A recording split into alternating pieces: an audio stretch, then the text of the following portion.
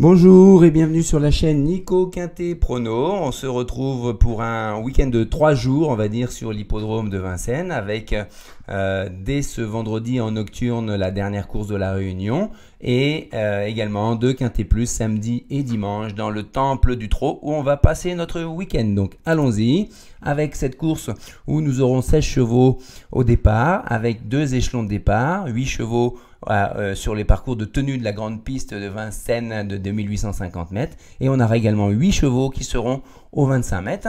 Ce seront donc des 7, 8 et 9 ans qui n'ont pas gagné 305 000 euros avec un recul de 25 mètres à 145 000 euros.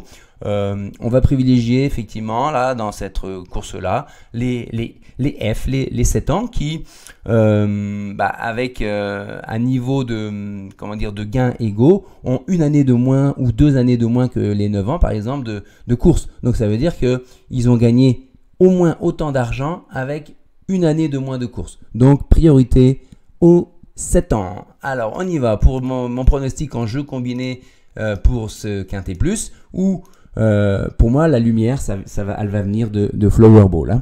Elle a 3 courses dans les jambes désormais. Lors de sa dernière course, elle est passée dans un trou de souris. Elle a eu une ouverture providentielle à la corde qui avait laissé d'ailleurs Forum Mélois qui lui a pris les extérieurs légèrement et il finit que 8e alors que ça aurait pu être l'inverse. Là on peut estimer que désormais elle est prête, peut-être apte à même à faire le tour de ces 8 chevaux d'un peloton quoi, pour venir gagner, parce que pour moi elle est au-dessus du lot. Écoutez un petit peu, le meeting d'hiver dernier elle avait fait tout simplement un carton plein avec 7 courses 7 fois dans l'argent à Vincennes et sur les 2700 mètres grande piste et plus en étant déférée, elle est à 13 sur 18 dans les 3 premiers. Il faut savoir quand même qu'elle a été capable de devancer des juments de la trempe de Faradeco, 445 000 euros de gain s'il vous plaît. Fine Colline, 430 000 euros de gain. Donc ça veut dire qu'on peut dire que c'est une jument qui est en retard de gain, qui ne devrait pas courir dans ces lots-là. Donc avec un parcours limpide et pas d'incident de parcours, parce qu'il y en a tout le temps malheureusement, ne cherchez pas plus loin la gagnante de cette course-là. Flower Ball avec une bonne drive de Mathieu Mathieu. Ensuite, l'As, Fonzi Deripré. Il vient d'être acheté au courant octobre par Benjamin Goetz. On connaît son aptitude à transformer des chevaux après les avoir rachetés à réclamer. Et là, c'est ce qui est encore en train de se passer. La dernière course, elle est partie très lentement. Elle a lézardé dans la dernière partie du peloton. Et elle a fait une très belle ligne droite.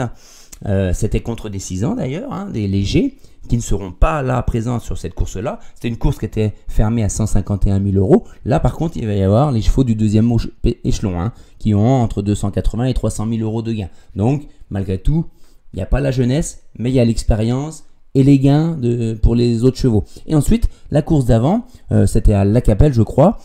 Là, c'est tout simple. Elle était en 5-6e ligne à l'entrée à la sortie du dernier tournant. Elle a mis le clignotant à droite et elle les a tous doublés avec une excellente ligne droite. Donc, on a vraiment l'impression qu'il est transformé là. C'est pour ça que je le mets si haut et je tente le coup. Ensuite, on a le 7 Forever Mix. François Giard, son entraîneur, déclare qu'elle a pas fini la dernière fois. Bon, j'ai regardé sa course. C'était à Lyon-Paris. Elle finit 4e, mais elle a plafonné dans les 100 derniers mètres. Sinon, elle s'est dégagée à l'entrée de la ligne droite. Elle a fait un bon bout, je trouve, moi. Alors, c'était un peu rapproché. Elle courait à 5 jours par rapport à sa course précédente à Vincennes, où ça s'était très mal passé. Dans le dernier tournant, elle s'est retrouvée derrière un cheval qui s'est mis à galoper. Il a fallu mettre les freins et se décaler, et il est venu, c'est un mâle, il est venu bien finir. Donc si on sait que c'est un cheval qui a une belle pointe de vitesse, s'il a repris la fraîcheur, s'il n'est pas sur une pente descendante, il peut faire mal dans la ligne droite, en n'étant pas trop loin de la tête. On y va avec le 4 Filou de l'arrêt. Alors lui, c'est un petit filou celui-là, parce qu'il reste tout simplement sur le parcours de tenue de la grande piste de Vincennes, il reste sur 4 distancements, alors qu'il luttait pour des belles places derrière Farrell Seven, Falco d'Avaroche, Follet-Bussonnet, par exemple, le meeting dernier. Hein. Donc ça veut dire que si on met ces chevaux-là dans cette course-là, il n'y a pas course. Donc là, Filou de l'Arrêt, Sage, un bon parcours, il se doit de ne pas sortir du tiercé, à mon avis, hein, pour moi. Hein. Il en est capable. Hein. Ça, avec une bonne drive de David Thomas, prétendant aux belles places. Hein. Ensuite, le 14, Fragonardello. Alors, le cheval de Franck Leblanc, c'est le spécialiste du GNT. Il a fait un nombre incalculable de courses du GNT, d'étapes du GNT tout au long de l'année.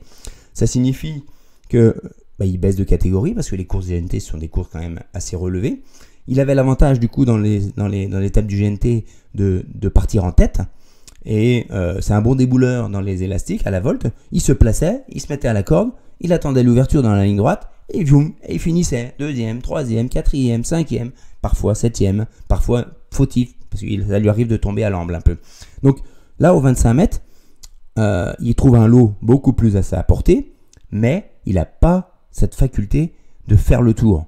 Donc ça veut dire qu'il lui faudra un bon parcours, une ouverture au milieu des chevaux, et suite à quand même un départ assez tonitruant où il va pouvoir se placer assez finement. Donc, c'est le profil type que Nivard va driver pour une 3e, 4e place. Hein. C'est pour ça que je vous le mets là. Ensuite, on y va avec le 13 Erolina. La jument aura l'avantage de la drive d'Éric Raffin. Il va pas faire n'importe quoi avec elle. Hein. Il sait qu'elle a qu'un effort. Hein, et le plus tard possible dans le parcours. Donc, il ne faudra pas qu'elle soit trop loin. La jument, elle connaît parfaitement Vincennes. Elle a une grosse expérience. Elle a énormément de courses. Sur les parcours de tenue de la grande piste, hein, 2700 mètres et plus, déféré des 4, c'est 7 sur 12 dans les 5 premiers. Là, c'est ce qu'il va viser. 4, 5e. S'il n'est pas trop loin, Raffin, il va un petit peu pousser, peut-être dans le tiercé. Voilà. Ensuite, on enchaîne en 7e position avec le 12, Forum Mélois. Il est évident que je devais le mettre. Je vous ai dit pour Flower Ball que si c'est lui, Forum Mélois, qui garde la place à la corde, il finit 3e parce qu'il en avait plein les mains et il a tiré dessus toute la ligne droite. Ça s'est pas ouvert, il finit 8e. Donc c'est vrai que Pierre Belloche, son entraîneur, a énormément de mal à retrouver le cheval du meeting dernier. Là, on vient de voir qu'il était très malheureux. Il est à racheter. Gabi continue à faire confiance à Pierre Belloche et au cheval. Donc on y va, surtout que dans la configuration qu'il a demain, c'est-à-dire déférer les postérieurs, voilà, sur les parcours de tenue de la grande piste, c'est 7 sur 8 dans les 5 premiers, 6 sur 8 dans les 3 premiers. J'aurais tendance à dire c'est demain ou jamais pour lui. Hein. J'ai même hésité à le mettre plus haut, hein, mais tant pis, j'ai mis pour une place, parce qu'il est au 25 mètres. Et enfin le 8, Equejuelo. Lui, il a été absent 1 an, de février 2021 à mars 2022. Depuis, il a fait 13 courses, 6 fois dans les 3 premiers, dont 5 victoires. Et très souvent, tête et corde. Et quand il n'est pas à l'arrivée, il est fautif. Il peut exploser dans les élastiques de départ. Il peut exploser au premier tournant. Il peut exploser dans la ligne droite d'en face, dans la montée. Bon, il peut exploser à tout moment. Il bénéficie de la drive de notre Caridas. J'appelle Caridas pour le A et le A, c'est Alexandre Brivard. Hein, je vais le surnommer comme ça maintenant, tellement il survole ce meeting d'hiver et l'année. Il va finir top jockey, là, top driver. Le seul bémol, pourquoi je le mets si bas, c'est son entraîneur déclare qu'il n'est pas aussi bien que cet été où il avait enchaîné une petite série victorieuse. Donc, je le mets 8e. J'ai pas eu la force de le retirer parce que c'est quand même dangereux. Hein. Il peut prendre tête et corde et aller au bout. Hein. Mais vu qu'il est moins en forme, je l'ai mis assez bas et je l'ai préservé au détriment du numéro 6, Flying Brickell, qui, ça sent, ça pue, excusez-moi le terme, la course visée par Sébastien Arnaud.